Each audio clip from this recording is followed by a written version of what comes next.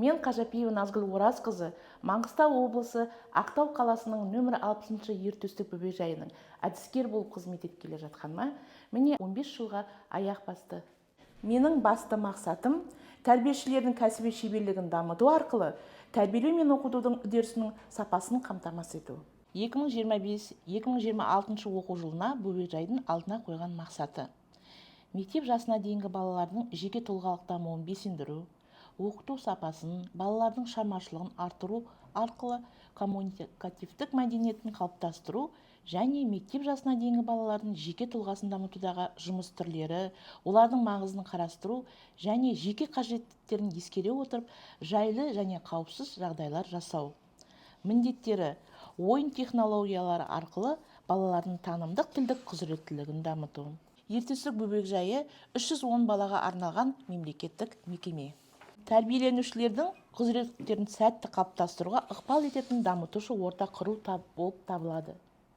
Бөбекжайдың жылдық жоспары бойынша педагогтармен үнемі әртүрлі тақырыптарда семинарлар, дөңгелек үстелдер, әдістемелік кеңестер, конференциялар, ашық есік күндері жоспарға сай тұрақты жүргізіліп отырады. Ағымдағы оқу жылында бөбекжайдың 6 педагогы педагог-модератор, 1 педагогы педагог-сарапшы санатына ие болды. Осы жылғы әкелер мектебі жобасы аясында бөбекжайдың қазақ тілі, психолог, логопед мамандарының бірлесіп өткерген шаралары өтті. Бөбекжайымыздың топтар арасынан жинақталған бір топ әкелер өз балаларымен Сыдықов атындағы Маңғыстау облыстық кітапханасына танымдық саяхат жасады. Сапар барысында әкелер кітапхананың тарихымен, бөлімдерімен және қызмет көрсету бағыттарымен танысты. Сонымен қатар балалардың кітапқа деген қызығушылығын арттыру және отбасындағы кітап оқу мәдениетін қалыптастыру жолдары талқыланды.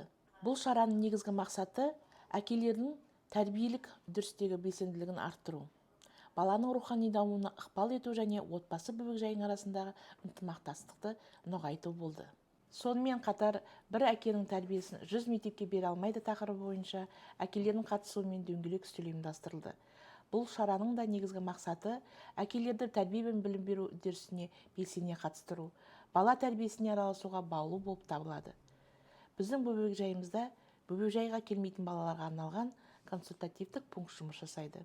Консультативтік пункттың мақсаты ата-аналар мен балаларға психологиялық, педагогикалық қолдау көрсету арқылы мектепке дейінгі жастағы балалардың үйлесімді дамуына жағдай жасау. Консультативтік пункт жұмысы үнемі бөбекжайдың әлеуметтік желілеріне салынып отырады. Бұл шара 5 қазан күні пән мамандарымен бірлесе өткен болатын. Консультативтік пунктте келген ата-аналарға психолог баланың эмоционалдық жағдайын анықтап, ата-анамен бірге оны реттеу жолдарын ұсынады. Логопед тіл кемшіліктерін тексеріп, дыбыстарды дұрыс атауға арналған жаттығулар кешенін береді. Қазақ тіл маманы болса, баланың сөздік қорын дамытуға арналған ойын түріндегі тапсырмалармен бөліседі. Мамандар ата-аналарға үй жағдайында баламен қалай дұрыс жұмыс жасау керек туралы нақты ұсыныс айтады. Әрбір балаға жеке бағытталған кеңес беріліп, бақылау парағы жасалады. Жұмыс соңында ата-аналар сауалнамадан өтіп, алған кеңестерінің тиімділігін оң бағалайды. Қорыта айтқанда, ұсынылған жылдық жоспар балабақшадағы тәрбие үдерісінің жүйелі түрде дамытуды көздейді. Алға қойған міндеттерге бірлесе атқарған жағдайда жоғары нәтиже қол жеткіземіз деп сенемін. Барлықтарыңызға қолдау көрсеткендеріңізге рахмет айта отырып, жоспардағы жұмыстарды бірлесе жүзеге асыруға шақырамын.